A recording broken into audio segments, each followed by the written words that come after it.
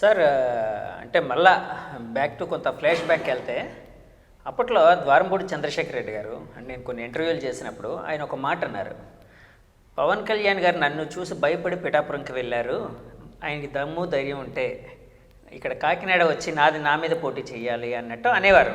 అంటే సరే, అంటే నేను తప్పు పట్టట్లేదు, ఆ వ్యాఖ్యల్ని ఆ కామెంట్స్ నేను తప్పు పట్టట్లేదు. అంటే ఒక రాజకీయ నాయకుడిగా అప్పుడు కావాల్సిన మేబీ అయ్యి ఉండొచ్చు, అలాంటి కామెంట్స్ చేసేవారు.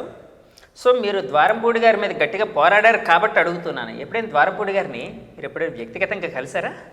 నాకు తెలిసి అంటే ఆ కాకినాడ సంబంధించి ద్వారంపూడి గారు నోరు జారి తప్పుడు మాట మాట్లాడేంత వరకు అసలు ద్వారంపూడి గారి గురించి నేను ఎప్పుడు వినలేదండి.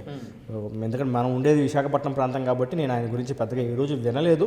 ఎప్పుడైతే ఆ మాట మాట్లాడారో ఆయన ఒక ఎమ్మెల్యే అని చెప్పని, ఆయన కాకినాడ ప్రాంతానికి చెందిన వ్యక్తి అని చెప్పని, లేదు ఆయన పలానా కాన్స్టిట్యూన్సీ చెప్పి ఆ రోజు నేను తెలుసుకున్నాను. కానీ నాకు ఆ రోజు బాధ కలిగింది ఏంటంటే, ఇందాక మీకు చెప్పినట్టు కొన్ని మనకి సమాజానికి మంచి చేయడం కోసం, సమాజంలో ప్రాణదాతలుగా ఉన్న చిరంజీవి గారు కానివ్వండి, నాగబాబు గారు కానివ్వండి, లేదు ఇంతమంది యువకుల్ని చైతన్యవంతం చేసిన పవన్ కళ్యాణ్ గారిని కానీ, వారిని కన్న తల్లి వారిని దూషించే విధంగా ద్వారంపూడి గారు మాట్లాడటం అంటే, తల్లి ఎవరికైనా తల్లే సార్. మీరు ఇంట్లో మహిళల్ని సంబంధించి అసలు మహిళల్ని రాజకీయాల్లోకి లాగడం, సంబంధం లేకుండా మహిళ అంటే ఇంట్లో మహిళల్ని తిట్టకుండా నువ్వు ఒక వ్యక్తిని కించపరచలేవు ఏ రోజు కూడా. నీకు ఆ దమ్ము ధైర్యం లేదా? ఎందుకు ఇంట్లో మహిళలు ఎందుకు లాగుతారు సార్? నాకు అర్థం కాదు. అది మాకు పవన్ కళ్యాణ్ గారు ఒకటే మాట చెప్పారు, మీరు జగన్మోహన్ రెడ్డి గారి ఇంట్లో తల్లి దగ్గర నుంచి, భార్య దగ్గర నుంచి, పిల్లల దగ్గర నుంచి, వైసీపీలో ఉన్న అట్టడుగు స్థాయి కార్యకర్త వరకు కూడా ఎవరినైనా కూడా మీరు వాళ్ళని వ్యక్తిగతంగా కానీ, లేదు వాళ్ళ ఇంట్లో మహిళలు కానీ ఏ రోజు అయినా సరే మీరు ఒక మాట అంటానికి వీల్లేదు. షర్మిల గారిని కానివ్వండి, భారతి గారిని కానివ్వండి, అదేవిధంగా విజయమ్మ గారిని కానివ్వండి, మీరు ఒక మాట కూడా అంటానికి వీల్లేదు. మీరు విమర్శించాలనుకుంటే, నాకు పర్సనల్గా నాకు చెప్పారు, చాలా బలంగా చెప్పారు ఆయన, ఇలా నువ్వు దెబ్బతిన్నావు, నీలో కోపం ఉంటుంది, నీలో ఏదైనా అనాలని ఒక అంటే వివర్తం కాబట్టి ఆవేశం ఉంటుంది. ఆవేశంలో ఏ రోజు కూడా వాళ్ళు చేసిన తప్పుని ఈరోజు మా తల్లిని దూషించారు, మళ్ళీ అదే బాధ ఇంకొక తల్లి పడకూడదు, నువ్వు తిరిగి ఏ రోజు కూడా నీ నోట్ల నుంచి ఒక బూతు మాట మాట్లాడదని చెప్పి అన్నారు. ఆ రోజు నుంచి ఈ రోజు వరకు కూడా నేను నా ఇంటర్వ్యూలో మీరు తీసుకోండి సార్, నేను బెట్ చేసి చెప్తాను, నేను ఒక్క మాట ఒక మహిళని కానివ్వండి, మహిళని కించపరుస్తూ నేను ఏ వ్యక్తిని నేను ఏ రోజు తిట్టిన సార్. ఓకే, మహిళలకి గౌరవాలను నేర్పించిన సంస్కారం పార్టీ మాది. మరి అలాంటి వ్యక్తిని కన్నా తల్లిని వాళ్ళని దూషిస్తూ అంత నడి రోడ్డు మీద మాట్లాడినప్పుడు మాకు ఎలా ఉంటుంది సార్? మేమేమీ అడగకూడదేమీ అడగలేదుగా, ఒక క్షమాపణ కోరాం, అది తప్పేం కాదు కదండి. తప్పు చేసినప్పుడు ఆవేశంలో వచ్చి ఉంటుంది, క్షమాపణ చెప్పి అతను తప్పు అతను తెలుసుకున్నాడని చెప్పి అనుకుంటే, దాన్ని మించి మీకు వైసీపీ పతనానికి, వైసీపీ మునిగిపోవడానికి, మమ్మల్ని జన సైనికులను రోడ్డు మీద రప్పించి మాలో కసి పంచడానికి కారణమైంది కాకినాడ ద్వారంపూడి గారి ఇన్సిడెంట్. మేము అప్పటి వరకు ఏ రోజు కూడా తిరగబడి పవన్ కళ్యాణ్ గారి సభలకు వెళ్ళేవాళ్ళం, మహా అయితే పవన్ కళ్యాణ్ గారితో పాటు నడిచేవాళ్ళం, లేదా కార్యక్రమాలు చూసుకునేవాళ్ళం. అలాంటిది పవన్ కళ్యాణ్ గారు ఇక్కడ ఊళ్ళో లేనప్పుడు రోడ్ల మీద మమ్మల్ని తీసుకొచ్చింది ఆ ఇన్సిడెంట్. మమ్మల్ని రోడ్ల మీద తీసుకొచ్చి నడి రోడ్డు పైన మమ్మల్ని ధర్నాగా కానీ నిరసనగానే చేసే ప్రయత్నం చేసింది ఆ ఇన్సిడెంట్. వైసీపీ పతనం మొదలైంది ఆ రోజు చెప్పి నేను బలంగా భావిస్తాను సార్. మరి ఆ రోజు మమ్మల్ని కేవలం దూషించడమే కాదండి, పవన్ కళ్యాణ్ గారిని, మా వేరే మహిళల్ని మీకు చాలా అసభ్యంగా తాకారు, చాలా అసభ్యంగా ఇబ్బంది పెట్టారు, కొట్టారు, చెంపల మీద కొట్టారు, మమ్మల్ని రాళ్లతో దాడి చేశారు, బీర్ బాటిల్తో దాడి చేశారు, మేకులు ఉన్న కర్రలతో, అడితి కర్రలు ఏవైతే ఉంటాయో వాటిని మేకులు గుచ్చి వాటితో మమ్మల్ని రక్తం వచ్చేట్టు కొట్టారు, హాస్పిటల్కి వెళ్ళనివ్వలేదు, పోలీస్ స్టేషన్కి వెళ్ళి కంప్లైంట్ ఫైల్ చేయనివ్వలేదు. ఇంత అణిచివేయడం అనేది కరెక్ట్ కాదు సార్ ఆ వ్యక్తి. నేను అంటుంది అంటే ఇదంతా జరిగింది సరే, అది మీ నాంది పలికింది, అంటే మీ పోరాటానికి ఒక నాంది ప్రస్తావనగా అది మొదలైంది. తర్వాత ఎప్పుడైనా మీరు వ్యక్తిగతంగా కానీ లేకపోతే ఇంకెక్కడైనా కానీ ద్వారంపూడి గారిని కలవడం అలాంటిది నేను ఎప్పుడు ఎందుకు అడుగుతున్నానంటే, మీరు పిఠాపురం ఇన్ఛార్జిగా ఉన్నారు కాబట్టి, కోఆర్డినేటర్ ఏదో సంథింగ్ ఎలక్షనీరింగ్ కోఆర్డినేటర్. ఎందుకంటే ఛాలెంజ్ విసిరారు ఆ వ్యక్తి, నేను ఓడిస్తాను, పిఠాపురంలో కూడా ఓడిస్తాను అని చెప్పి ఛాలెంజ్ విసిరిన వ్యక్తి. మరి ఆయన స్థానాల్లో ఆయన ఓడిపోతారని తెలుసుకున్నారో లేదో నాకు తెలియదు కానీ, బట్ ఈ రోజు కూడా ఆయన పిఠాపురం రావడం జరగలేదు. బట్ పిఠాపురంలో పవన్ కళ్యాణ్ గారిని ఓడించాలనే ప్రయత్నాలు అయితే మాత్రం వైసీపీ పార్టీలో ఉన్న పెద్దలందరూ చేశారండి. ఆ ఈస్ట్ గోదావరి సంబంధించిన కుల పెద్దలు కానివ్వండి, లేదు ఆ పార్టీ పెద్దలు కానివ్వండి, లేదు మాజీ మంత్రులు కానివ్వండి, జగన్మోహన్ రెడ్డి గారి ఆదేశాల మేరకు ప్రతి ఒక్కళ్ళు ఎవరి ప్రయత్నం వాళ్ళు చేశారు పిఠాపురంలో పవన్ కళ్యాణ్ గారిని ఓడించడానికి. ముద్రగడ గారు కూడా ఆ విధంగా ప్రయత్నించారని అనుకోవచ్చు కదండి. అంటే నేను ముద్రగడ గారిని వ్యక్తిగతంగా నేను చెప్పను కానీ, బట్ ఆయన క్యాంపెయిన్ చేశారు కదా పిఠాపురంలో వచ్చి, వంగగీత గారికి వైసీపీకి అదే అన్న, campaign వంగగీత చేశారు. గారికి తర్వాత పార్టీలో చేరారు అంతే అన్న, కదండి. పార్టీ చేరారు, అంటే పార్టీలో చేరిపోయారు కదా ఆయన. పార్టీలో చేరారు, వైసీపీ పార్టీని గెలిపించాలి అని చెప్పని బహిరంగంగా రోడ్ షో చేశారు కదండి. సో ఇంకా దాంట్లో దాపరికం అనేది ఎక్కడ ఉంటుంది? ఆయన కూడా ఒక మాట అన్నట్టున్నారు, పవన్ కళ్యాణ్ గారు నా మీద పోటీ చేయాలి ఏదో అని సంథింగ్ ఏదో, లేకపోతే ఆయనకి అవకాశం ఇస్తే అక్కడ పోటీ చేద్దాం అని అనుకున్నారని కూడా అప్పట్లో కొన్ని వార్తలు అయితే వచ్చాయి. అది నాకు తెలియదు. పిఠాపురంలో ఒకవేళ నేను వైసీపీ వాళ్ళు సీట్ ఇస్తే ఆయన అక్కడ పోటీ చేద్దాం అనుకున్నారని కూడా కొన్ని వార్తలు అయితే నేను వచ్చాయి. పిఠాపురంలో సమయం అయితే మాత్రం వాళ్ళు డబ్బును విచ్చలవిడిగా పంపిణీ చేసే ప్రయత్నాలు చేశారండి. ఎందుకంటే కొన్ని 2-3 లారీలు కూడా అక్కడ పోలీసులు శాఖ వారు కూడా పట్టుకోవడం జరిగింది. కొన్ని చీర పంపిణీలని కానివ్వండి, లేదు కొన్ని వస్తువుల పంపిణీ అని కానివ్వండి, లేదు డబ్బు పంపిణీ కానీ చాలా మన పవన్ కళ్యాణ్ గారిని ఓడించాలనే ఉద్దేశంతో వాళ్ళు పంపిణీ చేసే ప్రయత్నం జరిగింది. అండ్ ఆల్సో ఓడిస్తామని ఛాలెంజ్ కూడా చాలామంది విసిరారు. కానీ ఈరోజు ఏమైందండి, ఎవరైతే పవన్ కళ్యాణ్ గారిని దూషించారో, ఎవరినైతే పవన్ కళ్యాణ్ గారిని అకాలంగా అసందర్భంగా సంబంధం లేకుండా పవన్ కళ్యాణ్ గారిని ఆయన వ్యక్తిగత జీవితాన్ని ఇంట్లో మహిళల్ని తిట్టారో ప్రతి ఒక్కడికి ఈరోజు రాజకీయ సమాధి, ఇంక్లూడింగ్ ద్వారంపూడి గారితో పాటు. మరి ఈరోజు కాకినాడ పోర్టులో అన్ని వేల రేషన్ బియ్యాన్ని ఎలా తరలించారండి? ఎంత నష్టం కలిగిందండి భారతదేశానికి, మన ఎకానమీకి. అక్కడ దాన్ని తీసుకెళ్ళి మళ్ళీ ఆఫ్రికన్ దేశాల్లో అమ్మడం, అక్రమంగా అమ్మడం. ఆ షిప్ మీరు ఆ రోజు చూస్తే కనుక మీకు ఎక్కడ ఏ రాజకీయ నాయకుడు చేయని ధైర్య సాహసాలు పవన్ కళ్యాణ్ గారు చేశారు. ఆ రోజు మీరు పవన్ గారితో ఉన్నారండి? నేను వెళ్ళలేదండి ఆ రోజు. నేను గౌరవ మంత్రి శ్రీ నాదెళ్ల మనోహర్ గారు, ఆ శాఖకు సంబంధించిన మంత్రి నాదెళ్ల మనోహర్ గారు మరియు ఆయన సంబంధించిన ప్రభుత్వ అధికారులు, పవన్ కళ్యాణ్ గారు మాత్రం వెళ్ళడం జరిగింది. ఆ రోజు ఒక షిప్లో ఎక్కి, మీకు సింగం సినిమాలో చాలామంది చూసుంటారు, దాన్ని పోల్చారు కదా. వైసీపీ వాళ్ళు అన్నారు కదా, వైసీపీ వాళ్ళు ఏమన్నారంటే ఇప్పుడు ఆయన ఈయన డిప్యూటీ సీఎం అనుకోవట్లేదు, సినిమా హీరోగానే అనుకుంటూ ఉన్నారు. ఇంకానా అంటే ఎలా పడితే అలాగా ఏది పడితే చేయొచ్చు అని అనుకుంటున్నారు, సినిమాల్లో మాత్రమే సాధ్యం, ఇక్కడ కొన్ని ప్రయారిటీస్ అంటే కొన్ని రూల్స్ అండ్ రెగ్యులేషన్స్ ఉంటాయి కదా అన్నట్టు కూడా అన్నారు. అంటే రూల్స్ అండ్ రెగ్యులేషన్స్ కాదండి, వాళ్ళ దృష్టిలో ఏంటంటే లూప్ హోల్స్ అనమాట. సో లూప్ హోల్స్ బతికించిన ప్రయత్నం వాళ్ళు చేస్తారు. కానీ పవన్ కళ్యాణ్ గారు ఎక్కడ కూడా లూప్ హోల్స్ వదిలిపెట్టారండి. మీరు కనుక సెక్యూరిటీ ఇస్తారా ఇవ్వండి, ఇవ్వకపోతే నేను వెళ్తానని చెప్పి ఆయన షిప్లోకి ఎక్కి ఆయన మనకి స్టెల్లా షిప్ దగ్గరికి వెళ్ళడం జరిగింది. ఈరోజు ఆ స్టెల్లా షిప్లో అక్రమంగా మీకు ఎంత లోడ్ ఆఫ్ రేషన్ బియ్యం ఉందో మీకు కనపడింది. డిప్యూటీ సీఎం లాంటి వ్యక్తిని కూడా ఆ షిప్లోకి ఎక్కే ప్రయత్నం వాళ్ళు చేయనివ్వలేదంటే కాదండి, అప్పుడు అడ్డుకున్నారని తెలిసింది, నిజమేనా అండి? అది మరి అంతే కదా, కాదు షిప్ ఎక్కనివ్వకుండా ఫస్ట్ మరి షిప్ అసలు లోపలికి వెళ్ళనివ్వలేదు కదా సార్. 3 నెలలుగా పవన్ కళ్యాణ్ గారికి ఎప్పుడైతే ఇలా అక్రమ రవాణా జరుగుతుందని చెప్పి తెలిసిందో అప్పటి నుంచి ఆ రోజు వరకు కూడా పవన్ కళ్యాణ్ గారు ఎప్పుడు వెళ్ళాలనే ప్రయత్నం చేసినా కూడా అధికారుల ద్వారానో కొంతమంది వాళ్ళకి సంబంధించిన వాళ్ళ ద్వారానో ఎప్పటికప్పుడు అడ్డంకులు అంటే ఆపుతూ ఉన్నారన్నమాట. సార్ ఇప్పుడు కాదండి, లేదు మేము ఆ పనిలో ఉన్నామండి, సంబంధిత అధికారులను రానివ్వకుండా, పూర్తి సమాచారం ఇవ్వకుండా ఎన్నో ప్రయత్నాలు చేశారు పవన్ కళ్యాణ్ గారు ఆపడానికి.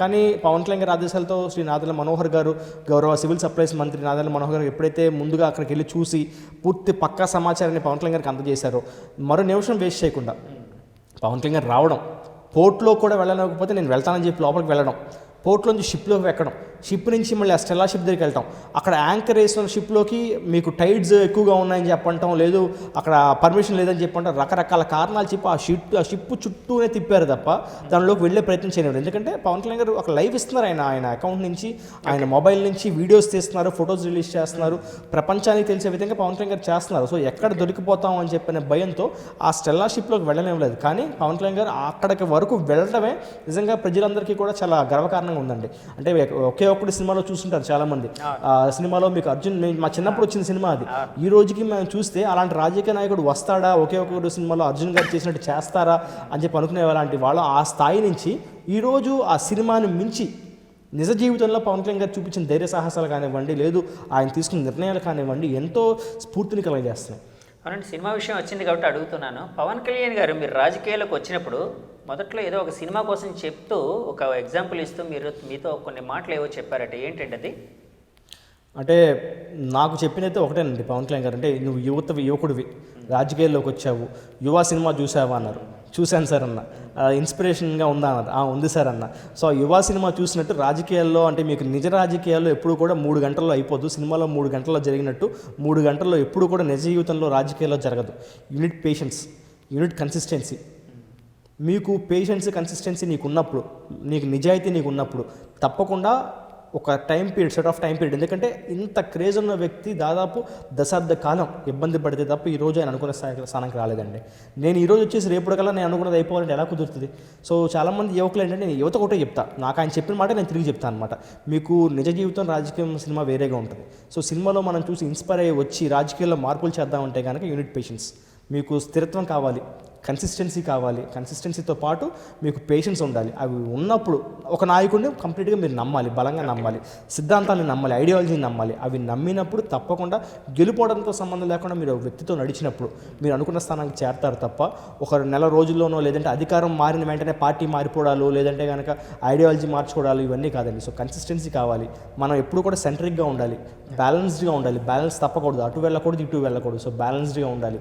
మనకి స్వామి వివేకానంద గారు మనకి ఆయన చెప్పిన ఫిలాసఫీ మనం దాంట్లోంచి బెస్ట్ పాయింట్స్ తీసుకోగలగాలి, మనం స్ఫూర్తి పొందాలి. At the same time Che Guevara గారిలో చెప్పిన మాటల్లో కూడా ఎందుకంటే ఎదురు చెప్పింది కరెక్టే కదా. మీరు చెగువేరా తప్పు పడతారా, స్వామి వివేకానంద గారిని తప్పు పడతారా అండి? పవన్ గారు ఎవరిని ఎక్కువ ఫాలో అవుతారు? ఇద్దరిని అంటే స్వామి వివేకానంద గారిని ఎక్కువ ఫాలో అవుతారా, చెగువేరా గారిని ఎక్కువ ఫాలో అవుతారా? ఒకళ్ళని కాదు సార్. మీకు పవన్ కళ్యాణ్ గారు ఏంటంటే ఆయన ప్రతి నిజ జీవితంలో మీరు కనుక ఆయన కళ్ళ ముందు ఎవరైనా సహాయం చేశారనుకోండి, వాళ్ళలో ఉన్న మంచి గుణాలు కూడా ఆయన తీసుకుంటారు. ఓకే. సో మీరు పవన్ కళ్యాణ్ గారి చేత మీరు అంటే పవన్ కళ్యాణ్ గారు మిమ్మల్ని అభిమానించాలంటే మీరు చెగువేరానో స్వామి వివేకానంద గారు అవ్వక్కర్లేదండి. మీరు ఒక చిన్న సహాయం చేసిన ఆయన కళ్ళ ముందు ఏదైనా మీరు కొంతమందికి సహాయం చేసిన నిజాయితీగా ఉన్న మీ నుంచి ఆయన స్ఫూర్తి తీసుకుంటారు. సో అలా అంటే అవతల వాడి గొప్పతనాన్ని యాక్సెప్ట్ చేసి దాంట్లో మంచిని మనం తీసుకోవడంలో పవన్ కళ్యాణ్ గారు ఎప్పుడు ముందు. అది చాలా గొప్ప లక్షణం కదండి. అంటే చాలా మంది ఒప్పుకోరండి. అంటే నాకన్నా అంటే ముందు నాకు ఒకటే చెప్పారనమాట, నువ్వు వెంటనే నేర్చుకోని చెప్పన్నారు. మనం జనరల్గా పవన్ కళ్యాణ్ దగ్గరికి వెళ్ళినప్పుడు ఏమనుకుంటారు, ఏ రాజకీయ నాయకుడైనా సరే మనం ఏదైనా వెళ్ళి చెప్తే ఏం చేస్తాడు నాకు తెలిసి ఒక 5 నిమిషాల నుంచి వినడం. కానీ పవన్ కళ్యాణ్ గారు కనుక మీరు నచ్చితే అది 5 నిమిషాలు ఇచ్చిన అపాయింట్మెంట్ కాస్త 5 గంటల 5 రోజులు కూడా ఉన్నాయి. ఓకే. సో మీకు అలాంటి ఎక్స్పీరియన్స్ ఏదైనా అయిందా? బోల్డ్ సార్లు అండి. అంటే నాకు రాజకీయ ఓనమాలు చెప్పిందే పవన్ కళ్యాణ్ గారు.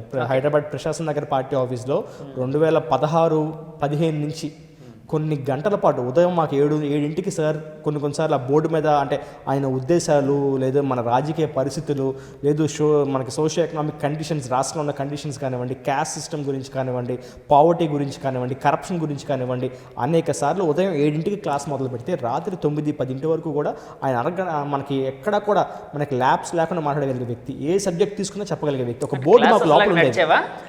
డిస్కషన్స్ అండి, మోర్ ఆఫ్ డిస్కషన్స్ అన్నమాట. డెఫినెట్గా మీకు మా అప్పుడు కోర్ కమిటీ కింద మేము ప్రెసిడెన్షియల్ టీమ్ అని చెప్పి ఒక 10-15 మంది ఉండేవాళ్ళం అండి. ఆ ప్రశాసన నగర్ పార్టీ ఆఫీస్లో మాకు చాలా రిజర్వ్డ్ ప్లేస్ అనమాట. చాలా తక్కువ మంది ఉంటారు లోపల.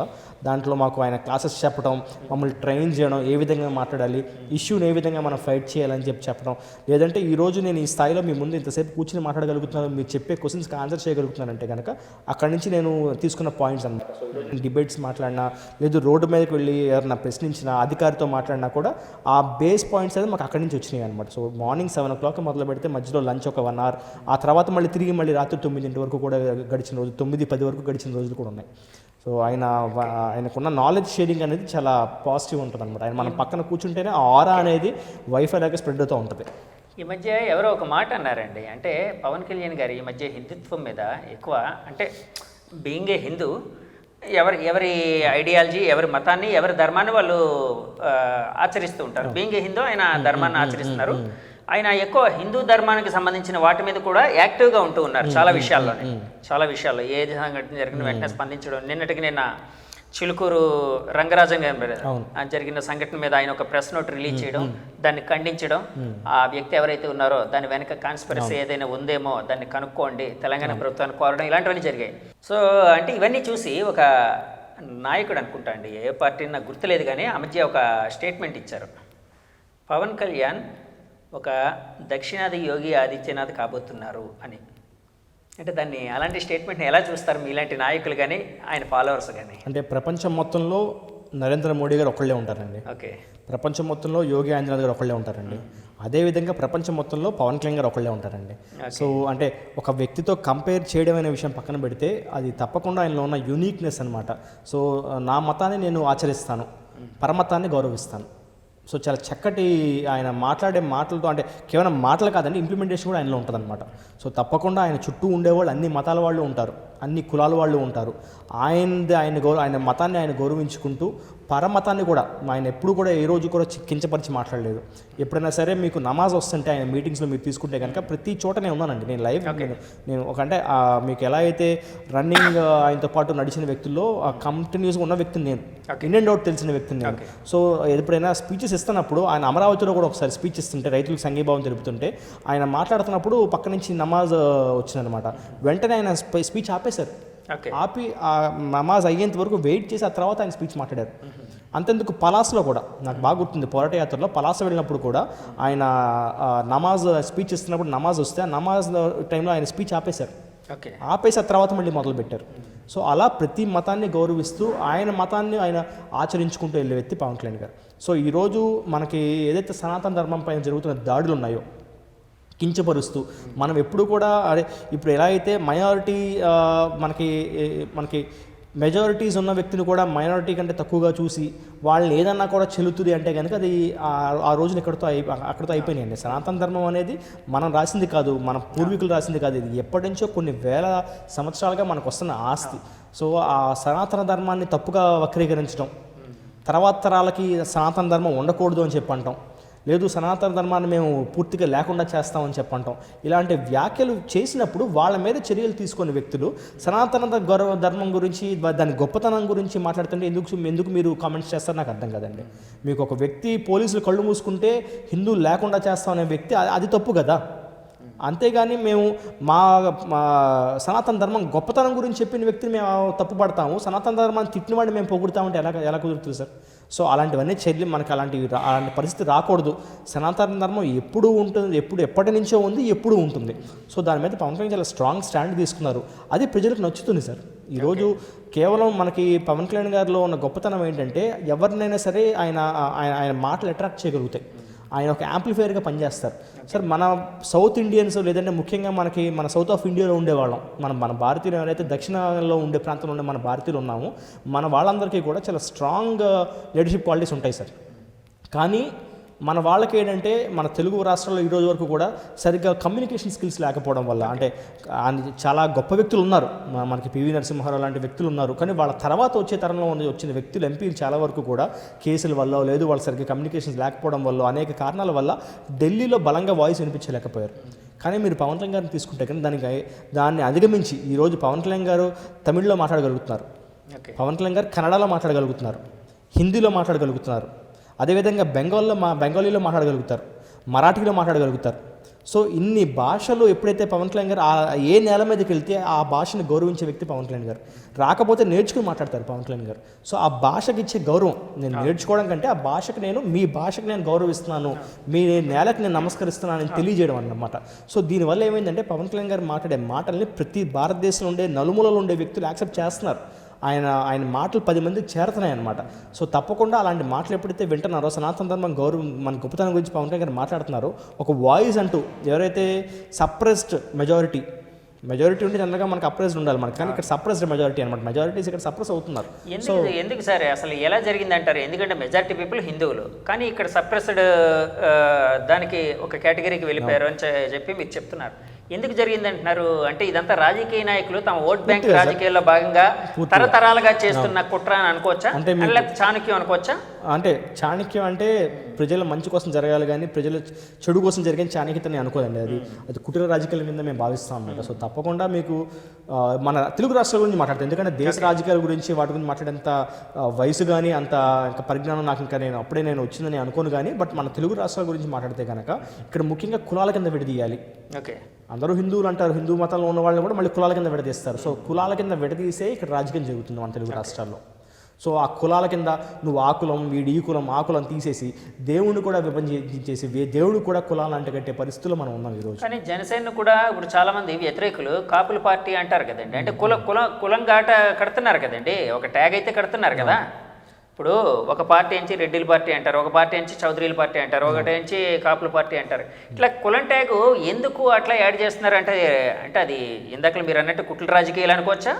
తప్పకుండా సార్. జనసేన పార్టీగా ఉన్నప్పుడు ఈరోజు జనసేన పార్టీలో ఏ రోజు కూడా మా కులం ఏంటనే పవన్ కళ్యాణ్ గారు ఈ రోజు అడగలేదండి. సో అదేవిధంగా జనసేన పార్టీని కాపులు ఓన్ చేసుకోవడం తప్పేం లేదు కదా. పార్టీగా జనసేన పార్టీ మేము ఈ కులానికి సంబంధించిన ఈరోజు మేము మాట్లాడలా. బట్ కాపు కులస్తులు జనసేన పార్టీని ఓన్ చేసుకుంటున్నారు, మత్స్యకార కులస్తులు జనసేన పార్టీని ఓన్ చేసుకుంటున్నారు, అదేవిధంగా బీసీ సోదరులు ఓన్ చేసుకుంటున్నారు, రెల్లి సోదరులు అయితే అసలు మాది పార్టీ, మాకు జనసేన పవన్ కళ్యాణ్ గారు అధ్యక్షుడు పవన్ కళ్యాణ్ గారు నా అన్న నా తమ్ముడు లేదంటే కనుక మా ఇంట్లో వ్యక్తి కింద వాళ్ళు ఓన్ చేసుకుంటున్నారు. సో కులాలు జనసేన పార్టీని ఓన్ చేసుకుంటే తప్ప జనసేన పార్టీ ఏ రోజు కూడా ఒక కులానికి పరిమితం అయిపోతుంది. చేసుకోలేదండి. సో అంటే పరిమితం అయిపోతుంది. ఓకే, డెఫినెట్గా ఎవరికైతే సమస్య ఉంటుందో, ఏ కులం అయితే అనగారపడుతుందో, ఏ కులం అయితే ఇబ్బంది పడుతుందో వాళ్ళని మేము మా వాళ్ళగా మేము భావించి తప్పకుండా వాళ్ళ పక్షం నిలబడతాం. ఓకే, మీకు ఓన్ చేసుకోవడం వాళ్ళతో నిలబడటం వేరు, బట్ దానికి పరిమితం అయిపోవడం వేరు. సో జనసేన పార్టీ ఎప్పుడు కూడా ఒక కులానికి, ఒక మతానికి, ఒక ప్రాంతానికి ఎప్పుడు కూడా మేము పరిమితం అయిపోలేదు. సో బట్ జనసేన పార్టీ అన్ని కులాలు ప్రేమిస్తూ ఉంటాయి. వాటిలో కాపు కులస్తులు అధికంగా ఉండొచ్చు, ఎందుకంటే అధిక సంఖ్యలో ఉన్నారు కాబట్టి అధిక సంఖ్యలో వాళ్ళు ప్రేమించవచ్చు. ఓకే, సో తప్పకుండా అది మేము ఎక్కడ తప్పుని మేము అనుకోం. ఎందుకంటే ప్రతి ఒక్కళ్ళు కూడా వాళ్ళు పుట్టిన కులం నుంచి వాళ్ళ పుట్టుకతో వచ్చేది కులం, ఎవరు కూడా సెలెక్ట్ చేసుకుని వచ్చేది కాదు. బట్ దాన్ని కారణంగా చూపించి నువ్వు జనాలను విడదీస్తారని అది తప్పు. సార్ అలాగే ఇప్పుడు పవన్ కళ్యాణ్ గారు, లోకేష్ గారి ఫ్రెండ్షిప్ ఎలా ఉందని మీరు భావిస్తున్నారు? పవన్ కళ్యాణ్ గారిని మీరు నా అన్న అని చెప్పి సంబోధించడం మీరు విన్నారు మనకి లోకేష్ గారు. అదేవిధంగా లోకేష్ గారిని కూడా సోదర భావంతో పవన్ కళ్యాణ్ గారు ఎప్పుడు కూడా మీరు చూడటం మీరు చూశారు. అంతేకాకుండా మీకు భువనేశ్వర్ అమ్మ గారిని కూడా ఆవిడ బాధలో ఉన్నప్పుడు మీకు రాజమండ్రి వెళ్ళి పవన్ కళ్యాణ్ గారు స్వయంగా ఆవిడని కలిసి ఆవిడ అంటే బాధపడతాను చూసి తట్టుకోలేక మళ్ళీ మీరు తిరిగి నవ్వే రోజులు వస్తాయి, మీరు ఆనందంగా ఉండటం కోసం నేను తప్పకుండా నేను మీతో పాటు నిలబడతానని చెప్పిన వ్యక్తి పవన్ కళ్యాణ్ గారు. సో ఆ సందర్భంలో ఇచ్చిన మాట ఆ కుటుంబానికి ఒక పెద్ద అన్నగా పవన్ కళ్యాణ్ గారిని లోకేష్ గారు పరిగణిస్తున్నారు. అదేవిధంగా వాళ్ళిద్దరూ చాలా చక్కటి రిలేషన్తో ముందుకు వెళ్తున్నారు. తప్పకుండా పవన్ కళ్యాణ్ గారు ఎప్పుడు కూడా ఆయన నమ్మి ఆయన గౌరవించి ఎవరిని కూడా పవన్ కళ్యాణ్ గారు తిట్టిన వాళ్ళని కూడా ఆయన గౌరవిస్తారు సార్. అలాంటిది నా అన్నగా భావిస్తానని చెప్పినప్పుడు ఎందుకు వదులుకుంటారు సార్ పవన్ కళ్యాణ్ గారు? సో చాలా చక్కటి రిలేషన్ ఉంది వాళ్ళిద్దరి మధ్య. ఈ మధ్య డిప్యూటీ సీఎం పోస్ట్కి సంబంధించి అంటే లోకేష్ గారికి వాళ్ళ క్యాడర్ భావించింది. అంటే కొంత అనుకోవడం తప్పేం లేదు, క్యాడర్ ఇప్పుడు తమ నాయకుడు ఇంకా అంటే పలానా పదవి చేస్తే బాగుంటుంది అని అనుకోవడం తప్పేం కాదు. దాని మీద కొంతమంది మాట్లాడడం జరిగింది. తర్వాత చంద్రబాబు గారు పిలిచి వాళ్ళందరికీ అంటే ఓవరాల్గా పార్టీ తరపున అలాంటి మాటలు ఏం మాట్లాడద్దని ఒక రూల్ కూడా పాస్ చేశారు. అంటే ఇవి అంటే ఈ డిప్యూటీ సీఎం హోదా అనేది కొంత దూరం పెంచుతుంది కేడర్ల మధ్య, రెండు కేడర్ల మధ్య అని వినిపిస్తుంది. అంటే లోకేష్ గారు కూడా డిప్యూటీ సీఎం అయితే ఒకవేళ పవన్ గారి ప్రభ తగ్గిపోద్ది అని జనసేన నాయకులు కానీ కేడర్గా భావిస్తుందని కొంతమంది అనుకుంటున్నారు. లోకేష్ గారు డిప్యూటీ సీఎం ఎలా అవుతారని చెప్పి కొంత కేడర్ అనుకుంటుంది, వేరే కేడర్ అనుకుంటుంది, మీ కేడర్ అనుకుంటుంది అని కొంతమంది భావిస్తున్నారు. ఇదేంచి నేనే కన్ఫర్మ్డ్ న్యూస్ కాదండి, కొన్ని ఫెయిలర్స్ లేకపోతే రకరకాల వాదనలు. అంటే సార్ దీని మీద మీరేమంటారు? అంటే ఇది కూటమి ప్రభుత్వం సార్. సో తప్పకుండా కూటమి ప్రభుత్వం ఉన్నప్పుడు Janasena party, TDP party, BJP party పెద్దలు అందరూ కూర్చుని తీసుకున్న నిర్ణయం కింద మనకి సమిష్టి నిర్ణయం కింద ఉంటుంది తప్ప ఒక పార్టీ నిర్ణయం లేదా కనుక ఒక పార్టీకి సంబంధించిన క్యాడర్ నిర్ణయం అయితే కాదు. మాకైతే చాలా క్లియర్ ఇన్స్ట్రక్షన్స్ ఏంటంటే దీనిపైన వచ్చే ఎలాంటి వదంతుల్ని కూడా స్పందించవద్దు అని చెప్పని చాలా హుందాగా మా అధ్యక్షులు పవన్ కళ్యాణ్ గారు డిప్యూటీ సీఎం హోదాలో ఉంటూ జనసేన పార్టీ అధ్యక్షులుగా మాకు పార్టీ నుంచి ఆదేశాలు రావడం జరిగింది. సో దీని మీద అంటే ఎక్కడ చంద్రబాబు నాయుడు గారే దాన్ని ఫుల్ స్టాప్ పెట్టినప్పుడు దాన్ని మళ్ళీ తిరిగి మాట్లాడి దాన్ని పెద్ద చేసే ఉద్దేశం నాకైతే లేదు. కానీ బట్ ఈ రాష్ట్రంలో ఏ నిర్ణయం తీసుకోవాలన్నా, రాజకీయ నిర్ణయాన్ని ఏం తీసుకోవాలన్నా కూడా అది కేవలం ఒక పార్టీ కాదండి. ఎన్డీఏ అంటే మీకు Janasena party, BJP party, TDP party, మూడు పార్టీ పెద్దలు కలిసి తీసుకున్న నిర్ణయంగానే ఉంటుంది. ఆ తీసుకున్న నిర్ణయంలో ముగ్గురు అభిప్రాయాలు కూడా సేకరిస్తారు. సో అలా తీసుకున్న ఏ నిర్ణయాన్నైనా మూడు పార్టీ క్యాడర్లో కూడా మేము స్వాగతిస్తాం. సార్ ఇప్పుడు పవన్ కళ్యాణ్ గారితో చాలా దగ్గర సన్నిహిత సంబంధం, అంటే సన్నిహిత సంబంధం మీన్స్ అంతకాలం నుంచి మీరు ఆయనతో ట్రావెల్ చేస్తున్నారు, రకరకాల విషయాలు ఆయన వ్యక్తిగతంగా చాలామందికి దొరకని అదృష్టం అయితే మీకు దక్కింది అని మీరు ఇందాక అన్నారు కదా. సో ఇలాంటి అంటే ఎన్నో రకాల విషయాలు అయితే మీరు ఆయన నుంచి నేర్చుకున్నారు, చూసుండొచ్చు. అంటే పవన్ కళ్యాణ్ గారు అంటే చాలామందిలో ఉండే ఒక చిన్న డౌటు, చాలా నాలాంటి వాళ్ళు కావచ్చు, ఎంత ఇంకా మామూలు అభిమానులు కావచ్చు. సో పవన్ కళ్యాణ్ గారు డబ్బుకి ఎలాంటి ప్రాముఖ్యత ఇస్తారు? అంటే మీరు ఆయన దగ్గరగా చూసిన వ్యక్తిగా ఆయన డబ్బు మీద ఆయన ఫిలాసఫీ ఎలా ఉంటుంది సార్? ఇప్పుడు మీరు కష్టపడి మీరు కొంత డబ్బు సంపాదిస్తారు సార్. ఆ డబ్బు సంపాదించినాక మీకు అనుకోని విధంగా అంటే మీకు సేవ చేయాలనే గుణం కూడా మీకు ఉంటుంది. ఆ సేవ చేయాలనే గుణం మీకు ఉన్నప్పుడు కొంత ఆ డబ్బు 10 మందికి పంచాలన్నప్పుడు మీరు పంచుతారా, లేదా రోడ్డు మీద కనపడేవాడిని లేదా మీకు తెలిసిన వాడిని తీసుకెళ్ళి వాడి చేతితో ఇప్పిస్తారా చెప్పండి? మీరనే కదా ఎవరన్నా సరే. డబ్బు సంపాదించడం ఒక గొప్ప లక్షణం, సంపాదించేదాన్ని 10 మందికి పంచడం ఇంకా గొప్ప లక్షణం. కానీ ఆ 10 మందికి పంచేదాన్ని కూడా ఆయన చేతితో కాకుండా ఆయన చుట్టుపక్కల ఉండే వాళ్ళ చేతితో ఇప్పించడం ఎంత మంచి లక్షణం చెప్పండి సార్. మా చేతితో జనసేన పార్టీకి మీకు క్రియాశీల సభ్యత్వాన్ని ఒక 3 నెలల పాటు మనకి పెంచడానికి కొంత డబ్బు అవసరం పడింది. అదేవిధంగా పార్టీ ఎలక్షన్ సమయంలో నడపడానికి కొంత డబ్బు అవసరం పడింది. మరి ఆ సందర్భంలో పవన్ కళ్యాణ్ గారు ఆయన వ్యక్తిగతంగా డబ్బుని దాదాపు 5 కోట్ల రూపాయల డబ్బుని క్యాడర్ సంబంధించిన ఈ క్రియాశీల సభ్యత్వం అంటే ఇన్సూరెన్స్ పెన్షన్ కోసం తీసుకున్న నిర్ణయం కానివ్వండి, లేదు పార్టీ అవసరాల రీత్యా ఇచ్చిన డబ్బు కానివ్వండి, కొంత 5 కోట్ల రూపాయలు డబ్బుని ఆయన సంపాదించిన సొంత డబ్బు, మళ్ళీ ఇది పార్టీ విరాళాలు ఇచ్చిన డబ్బు కాదండి, పార్టీకి జన సైనికులు ఇచ్చే విరాళాలు వేరు. అది కాకుండా ఆయన వ్యక్తిగతంగా ఆయన కష్టపడి సినిమాలు రాత్రింపగళ్ళు, పొద్దునపూట రాజకీయాలు, రాత్రిపూట సినిమాలు, అదేవిధంగా రాత్రికి షూటింగ్ ఉంటే కనుక మళ్ళీ పొద్దున కష్టపడి వెళ్ళటం, పార్టీని చూసుకోవడం, ఇంత చేసుకుంటూ రూపాయి సంపాదించుకున్న డబ్బుని ఆయన చేతితో తీసుకెళ్ళి పార్టీకి ఇవ్వలేదండి. నన్ను, అదేవిధంగా నాగబాబు గారిని, అదేవిధంగా అజయ్ కుమార్ గారిని, అదేవిధంగా రత్నం గారిని, మహేందర్ రెడ్డి గారిని, ఉదయ్ గారిని, ఇలా మమ్మల్ని ఒక నలుగురిని అక్కడ మేము ఎదురుకుండా కనబడితే మీరు ట్రెండ్ అని చెప్పి పిలిచి మమ్మల్ని పిలిచి ఆయన పక్కన నుంచి పెట్టుకుని మా చేత్తో నా చేత్తో పట్టుకున్నాను సార్. నేను ₹1 చెక్ని నా లైఫ్లో నేను ఎప్పుడు పట్టుకోలేదు. అలాంటిది ₹1 చెక్, పవన్ కళ్యాణ్ గారి సొంత డబ్బు ₹1 చెక్ నాకు ఇచ్చి, ఆయన సిగ్నేచర్తో ₹1 చెక్ నాకు ఇచ్చి నా ద్వారా పార్టీకి అందజేశారు సార్. నేను ఎవరు సార్ పార్టీలో మీరు చెప్పండి? ఒక యువకుడిని, పార్టీని నమ్మి పార్టీతో పాటు 10 ఏళ్ళు ప్రయాణించిన ఒక యువకుడిని. ఆయన దానం చేయాలనుకుంటే కనుక నేను ఇస్తున్నాను అని చెప్పని ₹5 కోట్ల చెక్కుని తీసుకెళ్ళి పార్టీకి ఇవ్వచ్చు కదా. ఆఫీస్లో మేము ఎదుర్కొండా ఉన్నాం మేము అక్కడ. ఆయన డబ్బుని ఆయన దానం చేయడానికి కూడా ఆయనకి మొహమాట, ఆయన చేతితో చేయడానికి కూడా మొహమాట అనమాట. సో మళ్ళీ మమ్మల్ని అందరినీ పిలిచి నా చేతిలో ఒక ₹1 చెక్ పెట్టారు. నాకు అర్థం కాలేదు, ఏంటి సార్ అంటే మీ చేతి మీద మీరు ఇవ్వండి అని చెప్పన్నారు ఆయన. సో మా చేతితో పార్టీకి ₹5 కోట్ల చెక్ని ఆయన ఇచ్చారు సార్, ఆయన డబ్బుని. సో ఎవరికి ఉంటుందంటే అంత గొప్ప లక్షణం అంటే మీకు డబ్బు మీద మనకి వ్యామోహం కానీ, డబ్బు మీద కానీ, ఒక అధికారం మీద కానీ, ఎలాంటి మీకు మెటీరియలిస్టిక్ థింగ్స్ మీద పవన్ కళ్యాణ్ గారికి వ్యామోహం ఉండదు సార్. ఆయనంతా కూడా వేరే స్థాయి వ్యక్తి, ఆయన ఆలోచన వేరే స్థాయి. అంటే నేను స్ట్రైట్ అవే అడుగుతున్నానండి, అంటే వ్యామోహం అనే అదే లేకపోతే ఒక ఆశ అనుకోవచ్చు, ఏదైనా అనుకోవచ్చు. అంటే మీరు ఇందాక అన్నారు ఆయన మెటీరియలిస్టిక్ థింగ్స్ మీద ఉండదు అని అన్నారు. దేని మీద ఉంది ఆయనకి వ్యామోహం? అంటే ఆయన చెప్పేది ఒకటే సార్, ఈ జీవితంలో ఎంత మనం సాధించగలుగుతాం? తినడానికి తిండి, కట్టుకోవడానికి బట్ట, తాగడానికి నీరు ఉంటే చాలదా? అంతకు మించి లగ్జరీకి ఎందుకు వెళ్తున్నాం? సో ఆయన ఎప్పుడైతే ప్రజారాజ్యం సమయంలో ఆదిలాబాద్ తండాలకు వెళ్ళినప్పుడు ఒక మహిళ, పుట్టుగుడ్డితో ఉన్న మహిళ మనకి నీరు కోసం రోడ్డు మీద అలా అలమటించిపోతుందో ఆ రోజు ఆయన చూశారు. ఆ రోజు ఆయన చూసి ఆయనకి ఎవరో కిన్లే వాటర్ బాటిల్, కొంచెం మినరల్ వాటర్ ఇస్తే ఆయన తాగలేదు, రాత్రిపూట వాటర్ తాగల. ఎందుకంటే ఆవిడకి లేని మంచినీరు నాకు ఎందుకు అని చెప్పని ఆయన రాత్రి తాగడానికి కూడా, వాటర్ తాగడానికి కూడా ఇబ్బంది పడిన వ్యక్తి సార్ ఆయన.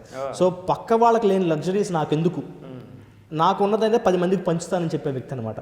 సో ఈరోజు అలాంటి ఆలోచన శక్తి అంటే అలాంటి ఆలోచన ఉండటం కొంతమంది ఋషులకి, అంటే మీకు బియాండ్ వరల్డ్ మనకి ఎర్త్లీ ఎక్స్పీరియన్స్ మించి ఉంటారు చూసారండి. అంటే మనకి ఒక స్థాయిని దాటి వెళ్ళిపోయి హిమాలయాల్లో మనకి చూసే స్వామీజీలు అలాంటి వాళ్ళు ఎవరైతే మెటీరియలిస్టిక్ థింగ్స్ని వదిలేస్తారు చూసారా, తృణప్రాయంగా వదిలేస్తారు చూసారా, అలాంటి వ్యక్తి సార్ పవన్ కళ్యాణ్. మన అదృష్టం ఏంటంటే అలాంటి వాళ్ళందరినీ మనం హిమాలయాలకు వెళ్ళాలి, బట్ ఈయన ఏంటంటే మనకి అదృష్టం కోసం మన పక్కనే ఉన్నారు.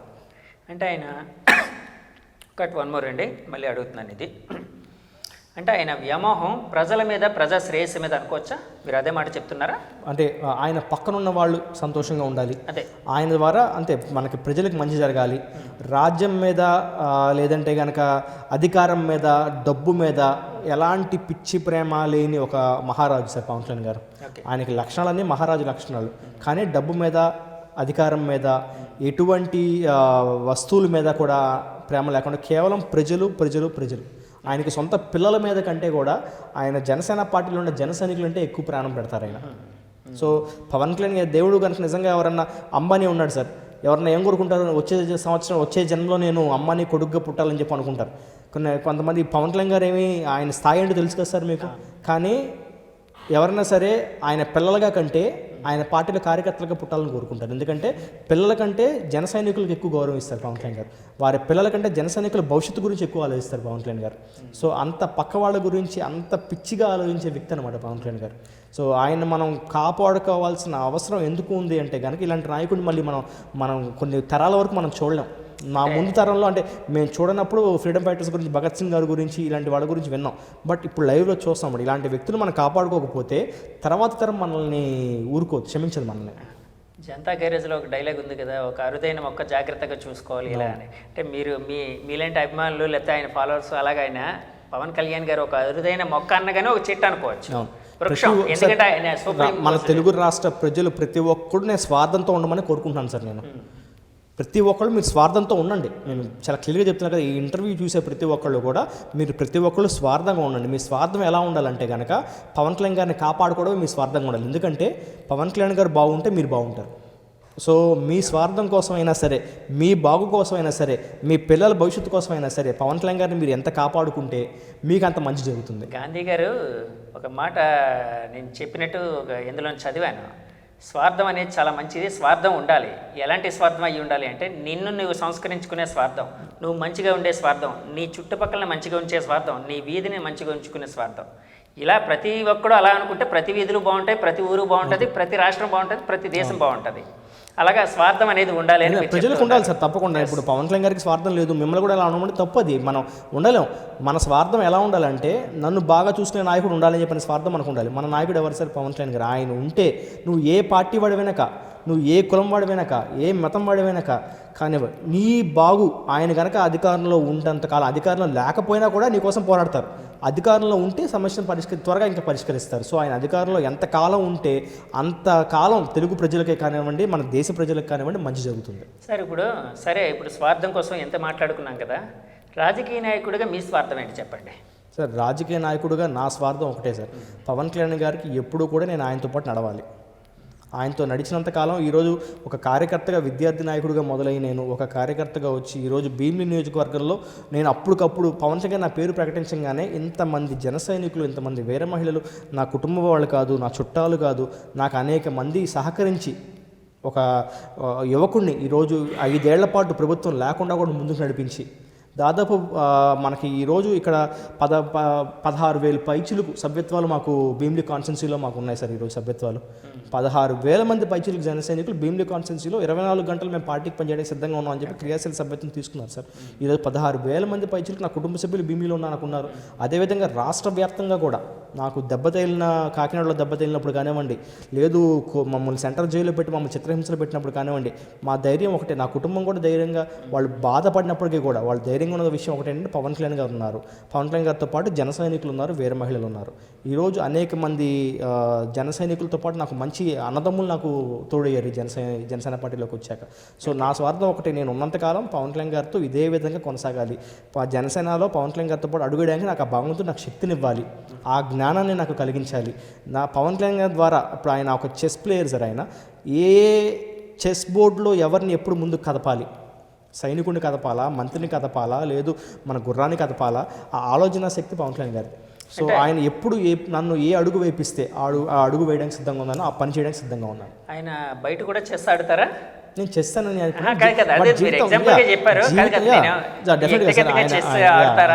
అన్నిట్లో ఆయనకి పరిజ్ఞానం ఉంది సార్. సో తప్పకుండా మన జీవితం ఒక చదరంగం కాబట్టి నేను ఆ సందర్భంలో నేను మీకు చెప్తాను అనమాట.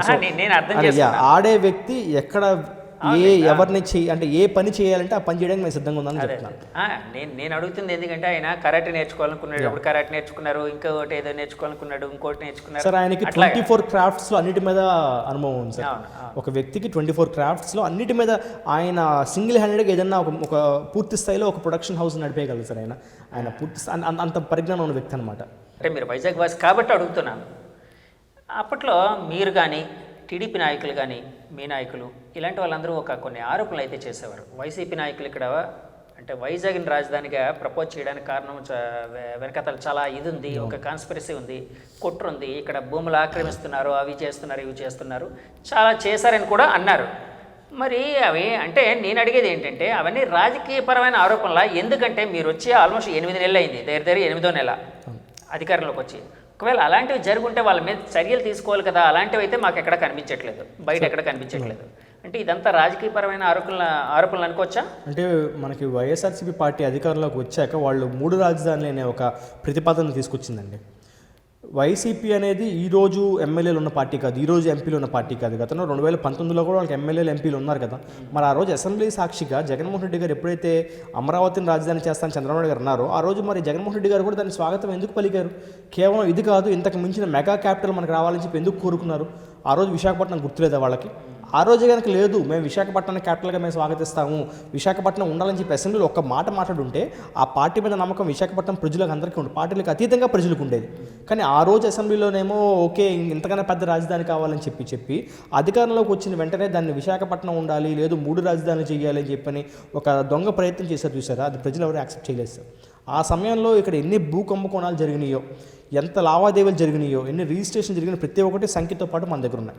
దానికి ఉదాహరణ మీకు నిన్నగాక మనం తీసుకుంటే విజయసాయిరెడ్డి గారు వాడి పార్టీలోంచి వెళ్ళిపోయినప్పటికీ కూడా గతంలో మీకు ఈ ప్రాంతాల్లో ఆయన ఇన్ఛార్జిగా చేశారు. మరి వారి కుమార్తె భీమ్లీ మనకి మనకి బీచ్కి ఆనుకుని ఒక మనకి కన్స్ట్రక్షన్ చేస్తే దానికి ఈరోజు మరి హైకోర్టు పడగొట్టేమని చెప్పి ఆర్డర్స్ ఇచ్చింది కదా సార్. అదేం ఆరోపణ మనకు వేగ్గా చేసిన ఆరోపణ కాదు కదా. మరి ఈరోజు ఎందుకు పడగొడతారు? ఇప్పుడు సర్వే ఎందుకు జరుగుతుంది వాళ్ళపైన? ఆ బిల్డింగ్ ఎందుకు పడగొట్టేశారు హైకోర్టు ఆర్డర్స్తో? అదేవిధంగా ఎర్రమట్టి దెబ్బల్లో ఏ విధంగా ఎర్రమట్టి దెబ్బల్ని పూర్తిగా ధ్వంసం చేశారు మీరు వీడియోస్తో సహా మేము చూపించాం కదా. ఇప్పుడు ఉన్నాయండి ఎర్రమట్టి దెబ్బలు, అంతరించిపోతున్నాయి, కనిపించట్లేదండి. ఎక్కడికి వెళ్ళినా అవి అంటే ఒకప్పుడు చాలా ప్రాభవంగా ఉండేవి. తర్వాత అంటే ఎవరి దీని కారకులు ఎవరు అనేది నేనైతే చెప్పలేను. కానీ నేను అది పాడైపోయిందన్న బాధతో మాట్లాడుతున్నాను. అంటే ఎక్కడ అసలు లోపలికి వెళ్తే ఎక్కడో లోన ఎక్కడో అక్కడ ఉన్నాయి అంతే. ఎర్రమట్టి దెబ్బలు అనేది మన నేషనల్ హెరిటేజ్ సార్. అది మన పూర్వీకులు కట్టింది కూడా కాదు. మన ఎర్త్ ఏ విధంగా అయితే మన భూమి ఏ విధంగా ఫామ్ అయిందో దానికి మనకి సాక్ష్యం, అది మనకి ప్రాపర్ ఎవిడెన్స్ అనమాట. అది అంటే మన భూమి ఎలా రూపాంతరం చెందింది, ఏ విధంగా నదులు వెనక్కి వెళ్ళినాయి, బీచ్లు వచ్చినాయి, కొండలు ఎలా వచ్చినాయి, వాటన్నిటికీ కూడా నిలవెత్తు సాక్ష్యం మన ఎర్రమట్టి దెబ్బలు. అలాంటి ఎర్రమట్టి దెబ్బలు మీకు పూర్తిగా సహజ సిద్ధంగా మనకి మన దేశం, మన ప్రపంచం మొత్తం మీద కూడా కేవలం మన ప్రాంతాల్లో 3 మాత్రమే ఉన్నాయి. ఒకటి చైనా దగ్గర, ఒకటి శ్రీలంకలో, ఒకటి మన వైజాగ్లో ఎర్రమట్టి దెబ్బలు ఒకటే ఉందన్నమాట. చాలా రేర్ మాన్యుమెంట్ అది. దాన్ని మనం కాపాడుకోవాలి తప్ప దాన్ని నాశనం చేస్తాం, ఆ మట్టిని మేము గ్రావెల్ కింద వాడుకుంటామని కుదరదు సార్. మీకు రోడ్డు బీచ్ వరకు కనపడే ఎర్రమట్టి దెబ్బలు ఈరోజు లోపలికి ఎక్కడో వెళ్తే ఎందుకు ఉన్నాయి సార్? దాని చుట్టూ కన్స్ట్రక్షన్ చేస్తున్నారు, దాన్ని రేడియేషన్ తగ్గించేస్తున్నారు, దానికి బౌండరీస్ లేకపోవడం చాలా పెద్ద వెంచర్స్ వచ్చినాయి సార్. ఆ వెంచర్ల కోసం పునాదులు తవ్వుతారు. ఆ పునాదులు తినప్పుడు ఏమవుతుంది సార్? అక్కడ భూమి కదలదు. ఆ పక్కన భూమి ఎప్పుడైతే మీకు ఆ షేక్ అనేది వస్తుందో తప్పకుండా అవి కూలిపోతాయి సార్ ఎర్రమట్టి దెబ్బలు అనేది. సో దీనికి సంబంధించి వాటిని పరిరక్షించడం కోసం మీరు పవన్ కళ్యాణ్ గారిని ఏమైనా సంప్రదించడం? పవన్ కళ్యాణ్ గారిని మేము సంప్రదించడం జరిగింది. వారాహి యాత్రలో భాగంగా స్వయంగా పవన్ కళ్యాణ్ గారు ఎర్రమట్టి దెబ్బల్లో వచ్చైనా నడిచి చెప్పులు కూడా తీసి నడిచి ఆ భూమికి గౌరవిస్తూ ఆ చెప్పులు కూడా ఆయన చేతితో పట్టుకుని ఆ ఎర్రమట్టి దెబ్బలో పూర్తిగా ఆయన నడిచి అక్కడ జరుగుతున్న అక్రమ కట్టడాలను చూశారు. చెట్లను కాల్చేసి అక్కడే పడేస్తే ఆ చెట్లను కాల్చేసిన చెట్ల దగ్గర ఆగారు. మేము ఇచ్చిన రిపోర్ట్ ద్వారా పవన్ కళ్యాణ్ గారు ఎర్రమట్టి దెబ్బలు పూర్తిగా పర్యవేక్షించి, ఎందుకంటే అక్కడ గతంలో చిరంజీవి గారి సినిమాలు తీశారు, అనేక సినిమాల్లో మన ఎర్రమట్టి దెబ్బలను చూసేవాళ్ళం. సినిమా పాటలు కూడా ఎన్నో తీసినట్టున్నారు. తక్కువ సార్ అక్కడ నాకు తెలిసి. బట్ మన ఏదైనా సరే మనం జాతీయ సంపద సార్, నేషనల్ హెరిటేజ్ కింద డిక్లేర్ చేసింది. సో వాటిని పరిరక్షించుకుని తర్వాత తరాలకు ఇవ్వాలి తప్ప మనం అనుభవించడానికి మనం ఎవరం కాదు సార్ దాన్ని. సో వాటి మీద నిర్ణయం తీసుకుని ఒక బయో ఫెన్సింగ్ వెయ్యాలని చెప్పని మేము నిర్ణయాలు తీసుకున్నాం. అది అమలులో ఉంది ప్రస్తుతానికి. ఆ ప్రాంతంలో మీకు ఎక్కడ లోపలికి వెహికల్స్ కూడా అలౌ చేయనివ్వకుండా పూర్తిగా ప్రొక్లైనర్స్తో వెళ్ళి తవ్వకాలు జరిపే ప్రాంతాన్ని పూర్తిగా దాన్ని ఈరోజు క్లోజ్ చేయడం జరిగింది. ఎర్రమట్టి దెబ్బల్ని పర్యవేక్షించడానికి స్పెషల్గా వాటిని మనకు బాగు చేయడానికి పర్యావరణ మంత్రిగా శ్రీ పవన్ కళ్యాణ్ గారు కొన్ని నిర్ణయాలు కూడా తీసుకోబోతున్నారు. సో తప్పకుండా విశాఖపట్నంలో జరిగిన భూ ఆక్రమణ మీద కూడా మాకు రెవెన్యూ సదస్సులు జరుగుతున్నాయి. ఎక్కడైతే రెవెన్యూ భూములకు సంబంధించిన ఇబ్బందులు ఉన్నాయో వాటన్నింటిని బయటికి తెమ్మని చెప్పని మేము ఓపెన్గా చెప్తున్నాం. ఎంఆర్ఓ స్థాయి వ్యక్తులు, ఆర్డీఓ స్థాయి వ్యక్తులు నిజాయితీగా జనాల దగ్గర నుంచి వాళ్ళు కంప్లైంట్స్ తీసుకుంటున్నారు. సో తప్పకుండా మేము ఏది ఆరోపణ అనేది మేము ఎప్పుడు కూడా సాక్ష్యాలు లేకుండా చేయలేదు సార్. అవన్నీ ఈరోజు కోర్టులో ఉన్నాయి, నడుస్తున్నాయి. అండ్ ఆల్సో దానికి సంబంధించిన ఎవరైతే చేశారో వాళ్ళ మీద శిక్ష కూడా తప్పకుండా పడుతుంది. పవన్ కళ్యాణ్ గారు గెలిచిన తర్వాత, అంటే కూటమిలోకి వచ్చిన తర్వాత లేకపోతే గెలిచిన తర్వాత నాకైతే గుర్తులేదు, కానీ చిరంజీవి గారిని కలవడానికి వెళ్ళి చెప్పులిప్పి సాష్టాంగ నమస్కారం ఆయన పాదాలకు చేయడం చూడడానికి, అంటే అది చాలామంది అంటే ఒక అద్భుతమైన సంఘటన అది. అంటే ఒక అన్నదమ్ముల సంబంధమే కాకుండా ఒక ఫాదర్లీ ఫిగర్గా ఆయన భావించి, చిరంజీవి గారిని తన పెద్దన్ననే ఆ విధంగా భావించి అట్లా చేయడం అనేది, అది చూడగానే మీకైతే ఏమనిపించింది సార్? ఎన్ని అవమానాలు సార్.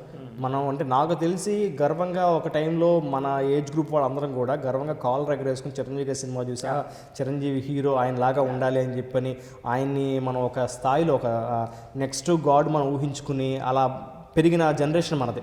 అలాంటి వ్యక్తిని ప్రజారాజ్యం పార్టీ పెట్టి ఒక మూడో పార్టీ వస్తుంది అని వెంటనే ఎంత హ్యూమిలేట్ చేశారు, ఎన్ని తప్పుడు కథనాలు రాశారు. పార్టీలో దాదాపు బీసీలకు పెద్దపీట వేసి అన్ని స్థానాలు 100కు పైచులకు స్థానాలు బీసీలకు ఎమ్మెల్యేలుగా పోటీ చేసే అవకాశం కలిగిస్తే అది ఒక కులానికి అంటగట్టి పార్టీని నిర్వీర్యం చేసి పార్టీలో మనకి 18 సీట్లు వచ్చినా కూడా పార్టీని ముందుకు వెళ్ళనివ్వకుండా చేసి ఎంతో ఇబ్బందులు పెడితే ఎన్ని అవమానాలు పడ్డారు సార్ చిరంజీవి గారు కానివ్వండి, కుటుంబం కానివ్వండి. దానివల్ల నష్టపోయింది నిజంగా గెలిచిన ఎమ్మెల్యే వాళ్ళని పక్కన పెడితే చిరంజీవి గారి కుటుంబం నష్టపోయారు. అదేవిధంగా సామాన్యంగా కింద గ్రౌండ్ లెవెల్లో జెండా పట్టుకుని తిరిగిన సామాన్య కార్యకర్త నష్టపోయాడు. మిగతా అందరూ బాగున్నారు. అక్కడ నష్టపోయిన చిరంజీవి గారి కుటుంబం, అవమానాలు పడిన చిరంజీవి గారి కుటుంబం, నష్టపోయిందేమో కింద గ్రౌండ్ లెవెల్ కార్యకర్తలు. సో వాళ్ళు నమ్ముకున్న వ్యక్తులు అంత ఇబ్బంది పడ్డారని చెప్పని ఆ భారం మోస్తూ చిరంజీవి గారు ఉన్నారు. వాళ్ళకి ఏదో ఒకటి చేయాలి అని చెప్పని వీలైనంత సేపు ఆయన సెంట్రల్ మినిస్టర్ అయినప్పటికీ కూడా తిరిగి మన రాష్ట్రం కోసం అనేక ప్రాంతాల్లో గోదావరి జిల్లాలో కానివ్వండి, రాయలసీమ ప్రాంతంలో కానివ్వండి అనేక చోట్ల ఆయన ఫండ్స్ తీసుకొచ్చి నిధులు ఇచ్చారు. సో ఏదో ఒకటి చేయాలనే తాపత్రయపడే సమయంలో జనసేన పార్టీ రావడం, మళ్ళీ వాళ్ళందరికీ ఊపిరి రావడం, ఈరోజు అలాంటి అన్ని అవమానాలు పడినాక ఒక గెలుపు రావడానికి 14 సంవత్సరాలు సార్. మనకి రాములు వారు ఎలా అయితే మీకు ఆడ వనవాసం చేసి వచ్చారో అలా 14 సంవత్సరాల తర్వాత, దాదాపు 14-15 సంవత్సరాల తర్వాత ఆ కుటుంబానికి ఒక విజయం దక్కింది. మరి అలాంటిది ఆయన చిరంజీవి గారి దగ్గరికి జనసేన ద్వారా దక్కిందంటారు. జనసేన ద్వారా దక్కింది. అన్ని అవమానాలు అసలు అవసరం వాళ్ళకి అన్ని అవమానాలు పడటం కానీ పడ్డారు. జనాల్లో ఏదో ఒక మార్పు తేవాలని చెప్పి పడ్డారు, అంత అవమానాలు పడ్డారు. అలాంటిది కాళ్ళు మీద నమస్కరించడం మీకు చెప్తే నమ్మరు. మేము మొన్న మహారాష్ట్ర ఎలక్షన్ జరుగుతున్నప్పుడు కంటోన్మెంట్ అనే మనకి పూణే కంటోన్మెంట్ కాన్స్టిట్యున్సీలో నేను ప్రచారంలో పవన్ కళ్యాణ్ గారితో కూడా ఆ రోజు వెళ్ళాను సార్. అక్కడ ఆ ప్రాంతానికి సంబంధించిన ఒక మాజీ మినిస్టర్ గారు, అక్కడ కంటోన్మెంట్లో పోటీ చేస్తున్న ఎమ్మెల్యే క్యాండిడేట్ వాళ్ళ బ్రదర్ అనమాట. ఆయన మాజీ మినిస్టర్, ఆయన లేబర్ వెల్ఫేర్ మినిస్టర్ మహారాష్ట్రకి, ఎక్స్ మినిస్టర్. సో ఆయన సునీల్ కాంబ్లే గారు అనమాట. సో ఆయన చెప్పారు నాతో, కంబైన్డ్ ఫ్యామిలీతో మేనే పవన్ కళ్యాణ్ का वीडियो देखा, చిరంజీవి గారికి జీతనే బాద్ చిరంజీవి గారు ఇంటికి వెళ్ళారు. ఆయన కాళ్ళ మీద పడి నమస్కరించినప్పుడు మన దేశం విలువ చూపించాడు ఆయన. అంటే వాళ్ళు ఎలా కనెక్ట్ అయ్యారంటే బయట రాష్ట్రాల వాళ్ళు కూడా మనకి జాయింట్ ఫ్యామిలీస్ సార్. మన కుటుంబం, మనకి ఇండియా అంటేనే జాయింట్ ఫ్యామిలీస్, కలిసి ఉండే ఉమ్మడి కుటుంబాలు. ఆ ఉమ్మడి కుటుంబాల్లో విలువలు పెంచుతూ తండ్రి స్థానంలో అన్నయ్యని భావించి సాష్టాంగ నమస్కారం చేసి తల తీసుకెళ్ళి ఆయన కాళ్ళ దగ్గర ఆనించారు పవన్ కళ్యాణ్ గారు. మాకు ఆ కుటుంబ విలువలు బాగా నచ్చినాయి, మాకు పవన్ కళ్యాణ్ గారు అంటే చాలా బాగా అనిపించింది ఆ రోజు అని చెప్పి అన్నారు. మన భాష కాదతుంది, మన సినిమా చూసిన వ్యక్తి కాదు. సో ఒక ఎక్స్ మినిస్టర్ ఆయన చెప్పిన మాట అనమాట. సో అలా దేశం మొత్తం కదిలించింది సార్ ఆ వీడియో. గెలుపు వచ్చినాక ఆయన శిరస్సు ఎవరికైనా మన తల ఎగరేస్తాం. నేను నిలబెట్టాను పార్టీని, 10 ఏళ్ళు నేను పోరాటం చేశాను, అలాంటి ఏ గర్వం లేకుండా ఆయన శిరస్సును తీసుకెళ్ళి చిరంజీవి గారి కాళ్ళ మీద పెట్టి పాదాభివందనం చేస్తే మన ఉమ్మడి కుటుంబం ఒక విలువలు చెప్పారు సార్ చాలామందికి. నాకు తెలిసినంత వరకు పవన్ కళ్యాణ్ గారి మీద చిరంజీవి గారి ఇన్ఫ్లుయెన్స్ చాలా ఎక్కువ ఉంది కదండి. తప్పకుండా సార్, చాలా ఎక్కువ చెప్తాను కదా సార్. చిరంజీవి రాజకీయ పరంగా మాట్లాడట్లేదు, అంటే ఆయన ఒక వ్యక్తిగా ఎదిగే క్రమం కోసం మాట్లాడుతున్నాను. చిరంజీవి గారిని, సురేఖ అమ్మ గారిని పవన్ కళ్యాణ్ గారు తల్లిదండ్రులుగా భావిస్తారండి. వారు అన్నయ్య వదిలిన కింద చూడరు, తల్లిదండ్రులుగానే భావిస్తారనమాట. అదేవిధంగా చిరంజీవి గారు అదేవిధంగా వాళ్ళని చూసుకున్నారు. జనసేన పార్టీకి ఆయన ఆర్థిక సహాయం చేశారు. ఎలక్షన్స్ ముందు ఆయన చెక్ కూడా రాసిచ్చారు. నాగబాబు గారు అయితే స్వయంగా ఆయన ఆరోగ్యాన్ని కూడా పక్కన పెట్టి ఆయన ప్రచారంలో పాల్గొన్నారు. ఆయన సీట్ని వదులుకున్నారు, పిఠాపురంలో ప్రచారం చేశారు. ఆ కుటుంబం రామ్ చరణ్ గారు వచ్చారు ప్రచారానికి, అల్లు అరవింద్ గారు వచ్చారు ఆ రోజు పిఠాపురానికి. సో ఈ విధంగా కుటుంబం మొత్తం కూడా మీకు ప్రత్యక్షంగానో పరోక్షంగానో వాళ్ళు పాపం బయటకు వచ్చి పవన్ కళ్యాణ్ గారికి చాలా సహకరించారు. ఆ పవన్ కళ్యాణ్ గారికి ఎప్పుడు చిరంజీవి గారు అంటే ఆ దైవభావం ఎప్పుడు ఉంటుంది సార్. మీరు వీళ్ళందరూ వచ్చారన్నారు కదా, అల్లు అర్జున్ గారు రాలేదని చెప్పి మీ జనసైకిని కట్ 1 more అండి, మళ్ళీ అడుగుతున్నా క్వశ్చన్ సార్. మీరు వీరందరి కోసం చెప్పారు, సరే బాగుంది, కానీ అల్లు అర్జున్ గారు పవన్ కళ్యాణ్ గారి కోసం కానీ లేకపోతే జనసేన వారి కోసం కానీ రాలేదు ప్రచారానికి అని చెప్పి మీ జన సైనికులు కొంత దూరం పెట్టారు. పుష్ప 2కి సంబంధించిన విషయం మీద కొంత ఇది నడిచింది, అంటే దాన్ని బాయ్కాట్ పుష్ప అన్నట్టు. అంటే ఇది ఎవరు చేశారో నాకైతే తెలీదు, అంటే అట్లా నడిచింది. వాళ్ళు అయితే చాలా కోపంగా ఉన్నారు అల్లు అర్జున్ మీద, ఇలా అని కొన్ని వదంతులు, కొన్ని కథనాలు నడిచాయి. ఇందులో నిజమెంత అని అనుకుంటున్నారు సార్? నాకు తెలిసి అది బయట చూసే వాళ్ళకి అలా అనిపిస్తుందేమో కానీ, బట్ పుష్పగానికి ఈరోజు మనం ఎంత హిట్ అయిందో ప్రతి ఒక్కళ్ళు చూశారు. చాలా మొత్తం దేశవ్యాప్తంగా కూడా తెలుగు సినిమా స్థాయిని పెంచే విధంగా పుష్ప 2 సినిమా హిందీలో నార్త్ ఇండియాలో ఆడటం, అదేవిధంగా ఈరోజు ఎక్కడికి వెళ్ళినా కూడా పుష్ప స్టైలింగ్లో వాళ్ళు బట్టలు వేసుకోవడం, మనకి నార్త్ని మన దగ్గర అనుసరించేవాళ్ళు ఇప్పుడు మన తెలుగు వాళ్ళని, మన తెలుగు హీరోలు అక్కడ మనకి ముఖ్యంగా తెలుగు హిందూ వాళ్ళని అక్కడ మన నార్త్ ఇండియాలో అనుసరిస్తున్నారు అనమాట. సో అంత స్థాయిని పెంచిన వ్యక్తి, అంత స్థాయి పెంచిన సినిమాని పవన్ కళ్యాణ్ గారు కానీ ఆయన అభిమానులు కానీ ఎందుకు తక్కువగా చేస్తారని మీరు అనుకుంటున్నారు? సో ఎప్పుడు కూడా మీకు అల్లు అర్జున్ గారిని తీసుకుంటే 2019 ఎన్నికలప్పుడు ఆయన పవన్ కళ్యాణ్ గారి దగ్గరికి వచ్చారు, ప్రచారంలో పాల్గొన్నారు, స్వయంగా ఆయన కౌగిలించుకుని అల్లు అర్జున్ గారు మద్దతు తెలిపారు. వాళ్ళు ఎప్పుడు కూడా ఒకటేనండి, కాకపోతే ఏంటంటే వ్యక్తిగతంగా ఆయన పరిచయాల రీత్యా పార్టీకి సంబంధం లేకుండా ఆయన వెళ్ళారని చెప్పి అన్నారు. అదే ప్రొజెక్ట్ అయినప్పుడు రాంగ్గా ప్రొజెక్ట్ అయి ఉండొచ్చు తప్ప దాన్ని ఎక్కడ కూడా మేము అధికార స్థాయిలో అంటే అధికారిక స్థాయిలో ఉండే నాయకులుగా మేము ఎప్పుడు కూడా మేము తక్కువ చేసి రోజు మాట్లాడలేదు. తప్పుగా ప్రొజెక్ట్ అయ్యి ఉండొచ్చు అని అన్నారు కదా, తప్పుగా ప్రొజెక్ట్ చేసింది ఎవరు అంటారు? అదే అండి, మీకు ఓట్ల కోసం మరి మా వైసీపీ అక్కడ వెళ్ళింది కేవలం ఒక వ్యక్తికి ప్రచారం చేయడం కోసం. శిల్పా రవిచంద్రరెడ్డి. సో అది కూడా ఏంటి, వ్యక్తిగత పరిచయాల మేరకు అల్లు అర్జున్ గారికి. అల్లు అర్జున్ గారు వైసీపీ పార్టీకి సంబంధించిన ఆయన లీడర్ మెంబర్షిప్ ఏం లేదుగా, లేదు ఆయన ఈరోజు పోటీ చేయలేదుగా, కేవలం అదే. ఈరోజు ఆయన కనుక శిల్పా మనకి గారు ఆయన కనుక పార్టీ మారి వేరే పార్టీలోకి వస్తే రేపు పొద్దున ఆ పార్టీకి వెళ్ళి ప్రచారం చేస్తారు. దాన్ని ఓన్ చేసుకుని అల్లు అర్జున్ ఫ్యాన్స్ని విడదీయాలి, లేదా మెగా కుటుంబాన్ని విడదీయాలి, లేదు దాన్ని సపరేట్ ఒక ఓటు బ్యాంక్ని చేల్చాలని చెప్పి దొంగ ప్రయత్నం చేసింది వైసీపీ పార్టీ. అంతే తప్ప మీకు అల్లు అర్జున్ గారు ఎక్కడ కూడా వెళ్ళి మేము వైసీపీ పార్టీకి ఓటేనని చెప్పలేదు కదా. ఆ వ్యక్తి ఆయనకి వ్యక్తిగత పరిచయం మీదకు వెళ్ళి ఓటేమన్నారు. అదే వ్యక్తి కనుక శిల్పా రవిచంద్రరెడ్డి గారు రేపు ఇంకో పార్టీలోకి వచ్చారనుకోండి, అక్కడికి వెళ్ళి చేయొచ్చాము, ఎవరికి తెలుసు, అప్పుడు కూడా వైసీపీకి ఏం చేయరు కదా. సో కానీ వైసీపీ పార్టీ ఏం చేసిందంటే ప్రతి నియోజకవర్గంలో ఉన్న అల్లు అర్జున్ ఫ్యాన్స్ని అట్రాక్ట్ చేయడం కోసం ఆయనకి పార్టీ రంగు పూశారు. సో వైసీపీ ఫ్యాన్స్ కానీ వైసీపీ నాయకులు కానీ అల్లు అర్జున్ ఓన్ చేసుకున్నారు అనుకోవచ్చు అండి. ఆ సమయంలో వాళ్ళు ఓన్ చేసుకోరండి, ఓట్ల కోసం ఓట్లు లాక్కునే ప్రయత్నం చేస్తారు. ఓన్ చేసుకోవడం వేరు, ఓట్లు లాక్కోవడం వేరు. సో ఆ ఓట్లు లాక్కోవడం కోసం ఓన్ చేసుకోలేదు, వాళ్ళు ఓట్లు లాగే ప్రయత్నం చేశారు. ఓకే సార్, అంటే ఇంతకాలం మీరు పార్టీకి చాలా అంటే లాయల్గా పనిచేశారు, రకరకాల ఉద్యమాల్లో పాల్గొన్నారు, పవన్ కళ్యాణ్ గారితో చాలా కాలం ట్రావెల్ చేస్తూ ఉన్నారు. సో దానికి బహుమతిగా లేకపోతే మీ నిజాయితీకి గుర్తింపుగా మీకు మొన్న ఒక నామినేటెడ్ పదవి వచ్చింది అని విన్నాను. అది వచ్చింది అనుకోవచ్చా? అలాగా పొల్యూషన్ బోర్డులో సమ్ డైరెక్టర్ ఏదో అని విన్నాను. పొల్యూషన్ కంట్రోల్ బోర్డులో నాన్ అఫీషియల్ ఎక్స్పర్ట్ కింద అనమాట. అంటే అది సార్ నా పేరు ప్రపోజల్ చేశారండి పవన్ కళ్యాణ్ గారు, ఎందుకంటే దానికి పర్యావరణ విభాగానికి మనకి మంత్రిగా పవన్ కళ్యాణ్ గారు ఉన్నారు కాబట్టి. సో ఈ పొల్యూషన్ కంట్రోల్ బోర్డు అనేది ఒక అటానమస్ బాడీ సార్, మనకి పార్లమెంట్లో తీసుకున్న మనకి ఒక యాక్ట్ వల్ల వచ్చిన అటానమస్ బాడీ అనమాట. సో ఈ బాడీలో మొత్తం ఐఏఎస్ ఆఫీసర్స్ అందరూ ఉంటారు. దీని చైర్మన్గా కూడా రిటైర్డ్ ఐఏఎస్ ఆఫీసరే ఉండాలన్నమాట ఎప్పుడు కూడా. సో దీనికంటూ పొల్యూషన్ లాస్ ఉంటాయి, పర్యావరణ మనకి లాస్ ఉంటాయి. వాటి మీద మనం ఎప్పటికప్పుడు ఎయిర్ పొల్యూషన్, వాటర్ పొల్యూషన్ కానీ, లేదంటే కనుక సౌండ్ పొల్యూషన్ కానీ, ఇవన్నీ కూడా పొల్యూషన్ కంట్రోల్లో వస్తాయి సార్. సో వీటిలో ఒక ముగ్గురిని స్టేట్ మొత్తం వ్యాప్తంగా ఒక ముగ్గురిని నామినేట్ చేసే అవకాశం రాజకీయ పార్టీలకు ఉంటుందన్నమాట. సో నాకు పిహెచ్డీ ఉండటంతో పవన్ కళ్యాణ్ గారు నన్ను నాన్ అఫీషియల్ ఎక్స్పర్ట్ కింద one of the board member కింద, డైరెక్టర్ కింద నా పేరు ప్రపోజ్ చేయడం జరిగింది. But it is yet to be announced అండి. సో అది అఫీషియల్గా అనౌన్స్ అవడానికి ఇంకా ప్రాసెస్లో ఉంది తప్ప దాన్ని ఇంకా అఫీషియల్గా అనౌన్స్ కాలేదు. బట్ వెరీ సూన్ అది మేబీ అనౌన్స్ చేసినప్పుడు అధికారికంగా నేను చెప్పుకునే అవకాశం. సరే అంటే కాదు సరే, ఇదైతే ప్రాసెస్ అయితే నడుస్తుంది. అది మీ నిజాయితీకి, మీ కార్యదక్షతకి ఇచ్చిన బహుమతిగా భావించవచ్చా? పవన్ కళ్యాణ్ గారు మీకు ఇచ్చిన బహుమతిగా అంటే ఎందుకంటే పవన్ కళ్యాణ్ గారు ప్రత్యేకంగా ఎవరికన్నా ఒక పదవి ఇచ్చామంటే కేవలం అలంకరణ కోసం కాదు, లేదు అది బహుమతి కింద కాదు, అది తిరిగి మనం దానిలో ఎంత పని చేయగలుగుతాం అనేది చూసే ఇస్తారండి. సో ఆయన ఆలోచించింది ఏంటంటే ఒక పిహెచ్డీ చదువుకున్న వ్యక్తిగా పర్యావరణ లాస్ పైన మనకి, ఎందుకంటే విశాఖపట్నం అనగానే మీకు కాలుష్య కోరలో మనం చిక్కుపోతున్నాం. మీరు ఈరోజు తీసుకుంటే కనుక లేటెస్ట్ సర్వే ప్రకారం ఇండియాలో డయాబెటిక్ మనకి క్యాన్సర్ కంటే పొల్యూషన్ పీల్చడం వల్ల చనిపోయే వ్యక్తులు ఎక్కువ. అది ఎవరో మీకు కంటికి కనిపించదు, మీకు మనం ఏం పీలుస్తున్న విషయం కంటికి కనిపించదు. కానీ ఈరోజు క్యాన్సర్ అనేది పెద్ద మహమ్మారి కింద మనం భావిస్తున్నాం కదా. కానీ మన భారతదేశంలో క్యాన్సర్ వల్ల కంటే పొల్యూషన్ వల్ల చనిపోయే మరణాలు ఎక్కువ తెలుసా మీకు? ఆ పొల్యూషన్ గాలి పీల్చడం వల్ల, పొల్యూటెడ్ వాటర్ తాగడం వల్ల, లేదా ఆ పొల్యూషన్ సౌండ్ పొల్యూషన్ వల్ల కానివ్వండి, లేదు వాటి వల్ల వచ్చే కొన్ని కారణాల వల్ల, ఆ జబ్బుల వల్ల బారిన పడి చనిపోయే వ్యక్తులు ఎక్కువ. సో ఈరోజు మన కంటికి కనపడినప్పటికీ కూడా రేపటి తరాలని మనల్ని అంటే నిర్వీర్యం చేసే పొల్యూషన్ ఆ విభాగంలో పవన్ కళ్యాణ్ గారు నా పేరు ప్రపోజ్ చేయడం. ఎందుకంటే ముఖ్యంగా విశాఖపట్నం చుట్టూ కూడా మనకి ఇండస్ట్రీస్ ఎక్కువ. At the same time industrialization కూడా మనకి ఇంపార్టెంటే. మనకి పరిశ్రమలు ఇంపార్టెంట్, ప్రజల ఆరోగ్యం కూడా రెండు ఇంపార్టెంట్. ఆయన ఒకటే చెప్పారు, మనం ఎప్పుడు కూడా విన్ విన్ సిచ్యువేషన్లో వెళ్ళాలి. పరిశ్రమలు తరలించేయడం, పరిశ్రమలు వద్దని చెప్పడం మన అభిమతం కాదు.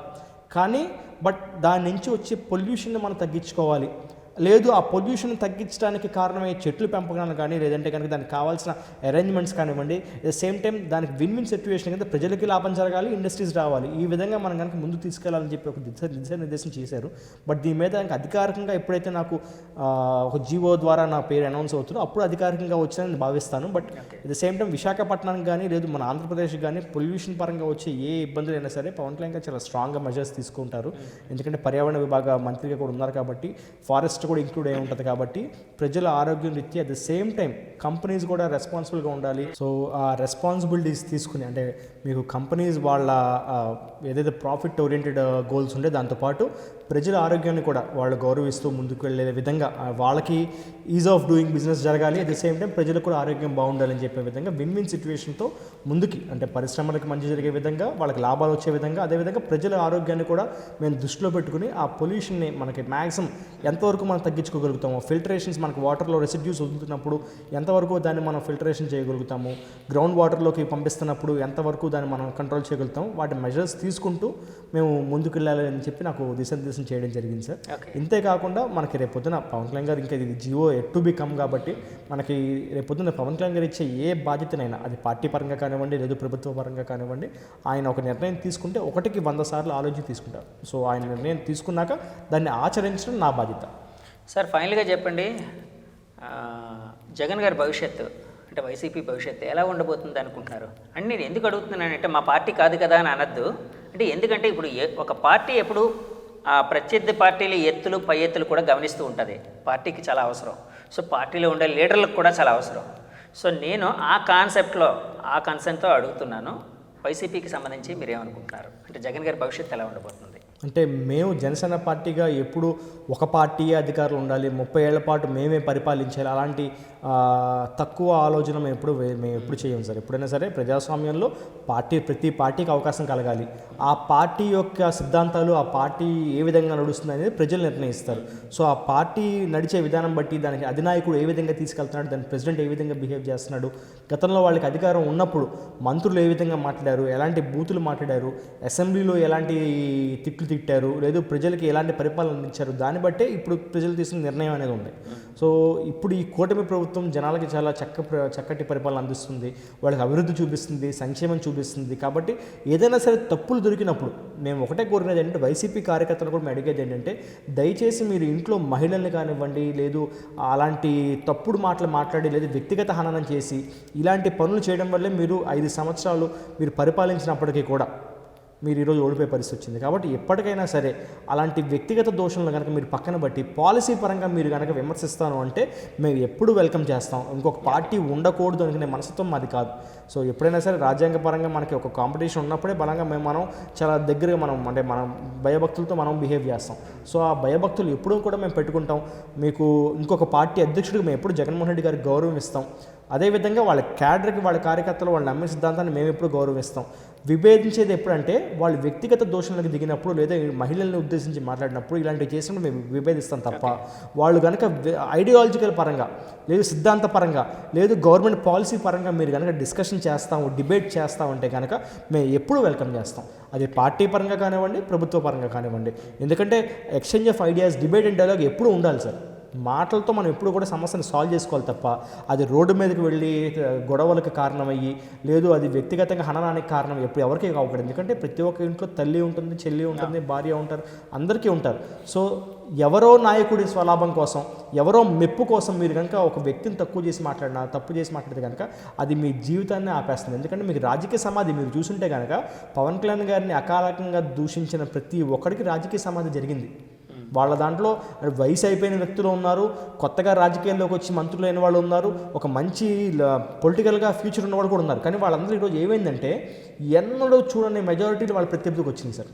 అంటే ఒక వ్యక్తికి వచ్చిన ఓట్ల కంటే వాళ్ళ ఆపోజిట్లో నుంచి కూటమి పార్టీ నాయకులకి మెజారిటీలు ఎక్కువ వచ్చినాయి అతనికి వచ్చిన ఓట్ల కంటే. అంటే ఆ నాయకుల నోరే వాళ్ళకి చెడ్డ చేసి అంతే వాళ్ళు వ్యక్తిగతంగా వాళ్ళ పాలసీలు పక్కన పెట్టి ఎప్పుడైతే వ్యక్తిగతంగా మీరు దూషించారో అప్పుడు మీ రాజకీయ భవిష్యత్తు సమాధి చేసేసింది. కాబట్టి నేను ఒకటే కోరుకుంటున్నా, మీరు కనుక బలంగా పార్టీల పైన సిద్ధాంతపరంగా కానీ లేదు చేసిన తప్పుల్లో ఏదైనా తప్పు ఉంటే మీరు ఆ తప్పును ఎత్తి చూపించి ఆ పాలసీని మీరు విమర్శిస్తే తప్పకుండా మేము దాన్ని స్వాగతిస్తాం, దాన్ని మేము అంటే మేము వాటిని వింటాము.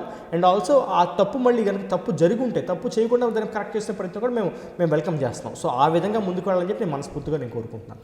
సార్ నెక్స్ట్ సీఎంగా ఎవరైతే బాగుంటుంది, లోకేష్ గారా, పవన్ గారా? ఇది ఇంకా అంటే ప్రస్తుతానికి ఇందాక చెప్పిందే సార్, ఇది కూటమిలో భాగంగా ఉన్నాం. సో ఇది నేను కనుక మీకు ఇప్పుడు ఆన్సర్ చేస్తే జనసేన పార్టీ నాయకుడు ఇలా అన్నాడని చెప్పిన మాట వస్తుంది. లేదు, ప్రతి ఒక్కళ్ళకి వాళ్ళకంటూ ఒక పర్సనల్ ఒపీనియన్ ఉంటుంది. వాళ్ళ నాయకుడు అంటే ఇప్పుడు పార్టీ పెట్టేదే రాజ్యాధికారం కోసం, అంటే అది ఐడియాలజీ పరంగా వాళ్ళు చేయాల్సిన పనుల కోసం. నేను తప్పు పట్టట్లేదు. ప్రతి మీ నాయకుడికి సీఎం అయితే బాగుంటుందని మీలో చాలా మంది కూడా అనుకుంటూ ఉంటారు, అందరిక్కడ మాట్లాడుతుంటారు. సో అలాంటిది ఏమైనా ఉందా? ఎందుకంటే టీడీపీ నాయకులు కావచ్చు, వాళ్ళ కార్యకర్తలు కావచ్చు, లోకేష్ గారు అయితే బాగుంటుందని వాళ్ళు అనుకుంటున్నారు. సో ఎవరైతే నాకు తెలిసి చంద్రబాబు నాయుడు గారు ఇప్పుడు ప్రస్తుతానికి ఆయనకున్న విజనరీ లీడర్షిప్ కింద పనిచేయాలని మేము అందరం కోరుకుంటున్నాం. సో ఆయన విజన్తో పాటు ఆంధ్రప్రదేశ్ రాష్ట్రం అభివృద్ధి చెందాలని చెప్పి మేము కోరుకుంటున్నాం. ఆ తర్వాత వాళ్ళు ఏం కోరుకుంటున్నారు మాకైతే చాలా క్లియర్గా ఉంది. పవన్ కళ్యాణ్ గారు మా అల్టిమేట్ సుప్రీం కానీ మా అల్టిమేట్ చీఫ్ కానీ పవన్ కళ్యాణ్ గారు. సో మా వ్యక్తిగత అభిప్రాయాలు పక్కన పెడితే ఇది కూటమి ప్రభుత్వం, మీకు ముందే చెప్పాను, ఇది టీడీపీ, బీజేపీ, జనసేన 3 పార్టీల కలయికది. సో 3 పార్టీల అధిష్టానం, 3 పార్టీల అధినాయకులు, 3 పార్టీల పెద్దలు కూర్చుని తీసుకున్న నిర్ణయం బట్టే రాష్ట్ర భవిష్యత్తులో అయితే మా పార్టీల భవిష్యత్తు అది నిర్ణయించబడుతుంది తప్ప ఇది వ్యక్తిగతంగా నా ఒక్కడి అభిప్రాయం ఈరోజు నేను ఎక్స్ప్రెస్ చేసి అది మళ్ళీ ఇంకొక కాంట్రవర్సీకి కారణం అయ్యి లేదు ఇంకొకళ్ళు తక్కువ చేయాలనే ప్రయత్నం మేము ఎక్కడ చేయం. ఎందుకంటే ఏ పార్టీకి ఆ పార్టీ నాయకుడు చాలా గొప్ప. నేను చూసిన ప్రయాణం బట్టి నాకు వచ్చిన అంటే నేను ఒక స్థాయి, ఏ స్థాయిలో ఉండే ఒక యువకుడిని ఈరోజు ఒక స్థాయికి ఎదిగారంటే అది కారణం పవన్ కళ్యాణ్ గారు. సో తప్పకుండా నా మనసులో పవన్ కళ్యాణ్ గారు ఉన్నారు కాబట్టి పక్కన పార్టీ వాళ్ళ దృష్టిలో కూడా ఒకళ్ళే ఉండాలని చెప్పి నేనైతే నేను అనుకోవట్లేదు. ఎవరి వ్యక్తిగత అభిప్రాయాలు పక్కన పెడితే ఇది వ్యక్తిగత అభిప్రాయాలు చెప్పే సమయం కాదు. ఇది మన రాష్ట్రం ఉన్న పరిస్థితుల్లో, మన రాష్ట్రం ప్రస్తుతం ఉన్న పరిస్థితుల్లో ఈరోజు మనం స్టీల్ ప్లాంట్ని కాపాడుకోవాలి. మనకి సెంట్రల్ గవర్నమెంట్ నుంచి నిధులు వచ్చింది కారణం ఎందుకంటే మన కూటమి ప్రభుత్వం ఉన్నాం కాబట్టి మనకి సెంట్రల్ గవర్నమెంట్ స్టీల్ ప్లాంట్కి వచ్చింది. దీనికి సంబంధించి ఒక మాట అయితే వినిపించింది. ఆ మధ్య స్టీల్ ప్లాంట్కి 11,500 కోట్లు సెంట్రల్ గవర్నమెంట్ ప్రకటించగానే ఇది మా నాయకుడి ఘనత అని చెప్పి కొంతమంది జనసేన నాయకులు, లేదు మా నాయకుడు ఘనత అని చెప్పి కొంతమంది టీడీపీ నాయకులు ఎవరికి వాళ్ళు అంటే దాన్ని బయట పెట్టుకున్నారు, అంటే బయట చెప్పుకున్నారు. అట్లాగైనా భావిస్తున్నారా? ఇది మీ నాయకుడు ఘనతగా భావిస్తున్నారా? ఇది అంటే పవన్ కళ్యాణ్ గారు వ్యక్తిగతంగా ఆయన జనసేన పార్టీ అధినాయకుడిగా ఉన్నప్పుడు ఎంత కృషి చేశారో నేను చూశాను సార్.